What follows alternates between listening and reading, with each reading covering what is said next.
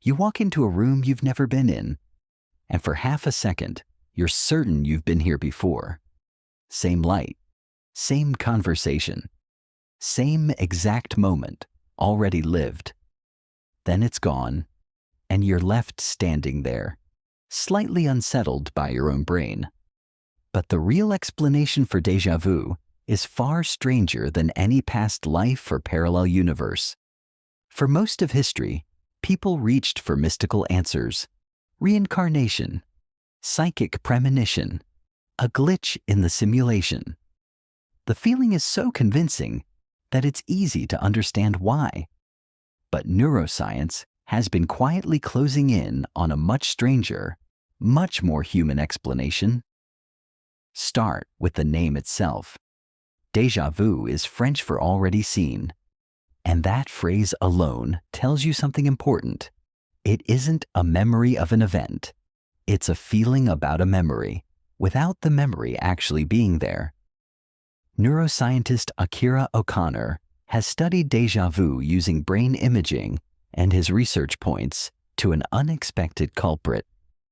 The frontal cortex, the part of your brain responsible for checking facts and catching errors, appears to light up during déjà vu. That's strange because déjà vu doesn't feel like an error. It feels like certainty. But O'Connor's theory suggests the opposite is happening. Your brain isn't confirming a memory, it's actively flagging a false one. Think about that for a second. Déjà vu might not be your memory malfunctioning. It might be your memory system working correctly, catching itself in the act of misfiring. Here's how the misfire might happen. Your brain constantly scans new experiences for familiarity, comparing them against a vast library of past moments. Most of the time, this system works so smoothly, you never notice it. But every so often, a new scene shares enough small details with an old one. A similar layout, a familiar tone of voice, a matching arrangement of furniture, that your brain's familiarity signal fires even though the actual memory doesn't exist. You get the feeling of recognition with nothing behind it. Psychologist Anne Cleary has run experiments recreating this exact effect using virtual reality. She built scenes with the same spatial layout as other scenes, different objects, different colors, but the same underlying floor plan. Participants who had seen the first layout often reported déjà vu when exploring the second, even though they consciously believed they'd never been there. Their brains recognized the structure. Their conscious minds couldn't explain why. That's the twist. Déjà vu isn't your brain reaching backward into some hidden memory.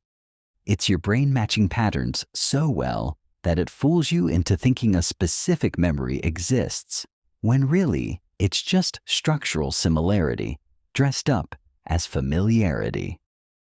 There's another piece to this puzzle. Déjà vu tends to happen more often in younger people and becomes rarer with age. That seems backwards. Older brains have more memories to draw from. So shouldn't older people experience déjà vu more, not less? Researchers believe the opposite is true precisely because of that fact-checking system in the frontal cortex. In younger brains, this system is sharp and highly active, quick to notice small memory errors. As the brain ages, that system slows down. Fewer errors get caught, which means fewer déjà vu experiences, not because the misfires stop happening, but because your brain stops flagging them.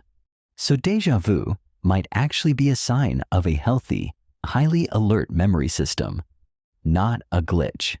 A quality control check, that reframes the entire experience. That eerie goosebump feeling isn't your mind slipping.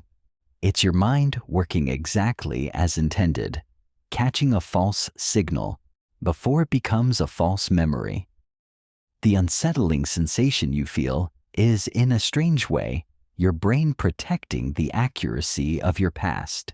So the next time it happens, the next time a hallway or a conversation or a stranger's face feels impossibly familiar, notice what's actually occurring. You're not glimpsing another life.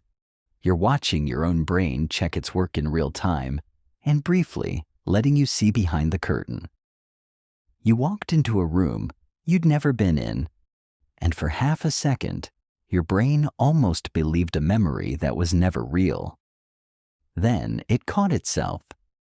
And that catch is the whole story.